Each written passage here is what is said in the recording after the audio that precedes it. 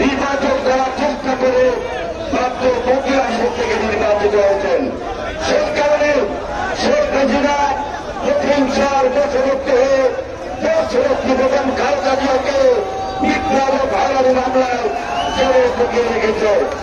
দেশরক্ষী বেগম খালেদা জিয়া এবং বাংলাদেশের গণতন্ত্র এবং সার্বভৌমত্ব এক মুক্তির জন্য আমাদেরকে রাজপথে তীব্র প্রতিবাদ করতে হবে। আরেকটি বিষয় সেটি হচ্ছে বাংলাদেশে এই যে গণতান্ত্রিক আন্দোলন চলছে, গণতন্ত্রের দেশের